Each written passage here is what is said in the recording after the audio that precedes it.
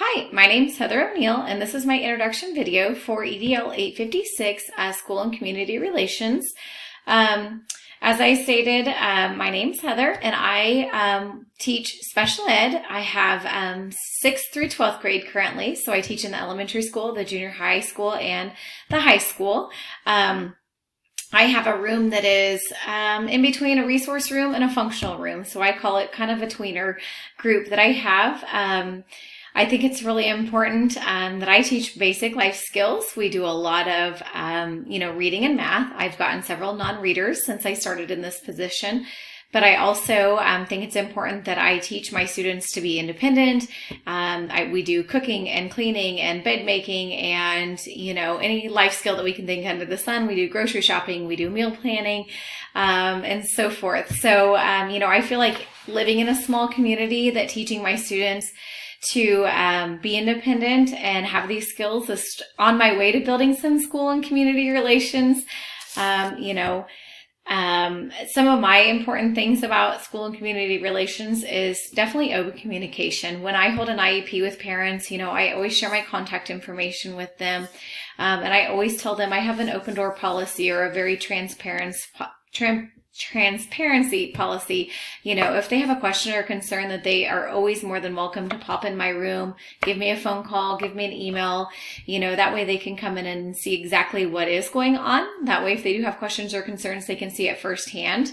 And that is always very welcoming to parents to know that they can pop in and see what their student's doing, and it's not like hidden behind closed doors or anything. So I think that sharing what their students are doing, more on a parent level is very important. That way they can see academically what we're working on and what we are socially working on. Part of that is that I've started asking my students we do a bonus buck system in our classroom. We play a Monopoly game. And so I've been giving bonus bucks if they get a signature on their work from their parents. And I feel like this is my way of trying to, get some more buy-in from the parents and the community. And that way they can see exactly what we are working on. So I know the students aren't just losing their items, maybe in the recycle bin or the trash can as they leave my classroom. So that's kind of my way of just adding that communication element into my room as much as I can. I think by bringing in the community in a way that I've seen and I really would like to build on in the school that I'm currently in is doing more like math and family science nights, doing what we call family nights. At my previous school in Minneapolis, we did even a cooking night, an art night, a PE night. These were all just ways to bring in families into the school so they can see what students are working on that's not necessarily in the homework form coming home.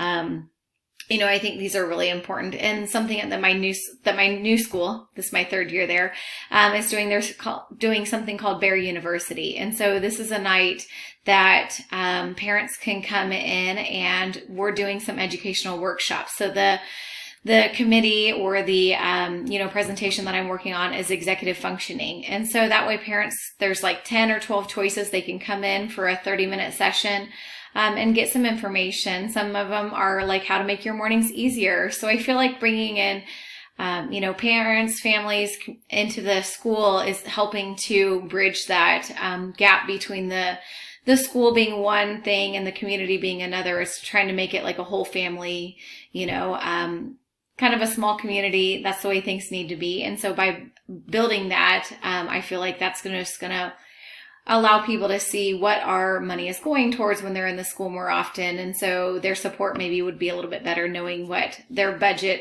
budget goes towards and what we're spending it on our students. I try to do a newsletter, and then, back to the budget thing too. I always try to ask for supplies if I need to, so parents can see the things that I'm buying for our classroom, that it's cooking supplies, for snacks that we're making and so forth. So just whatever we're working on, I do try to include my parents in as well. As I got so excited about talking about the topic, I failed to introduce myself beyond just who I am. I also am a mom of 2 little boys. I'm married. My husband's an engineer. I also run a photography business on the side, and we run a small farm business as well called Little McBrothers Farm. So we definitely are stewards of the community as well. And so we are always trying to, help bring in new activities and help that communication element for the school. So thanks. I'm excited to learn about this class because I do think this is a near and dear topic to my heart, especially living in a small community.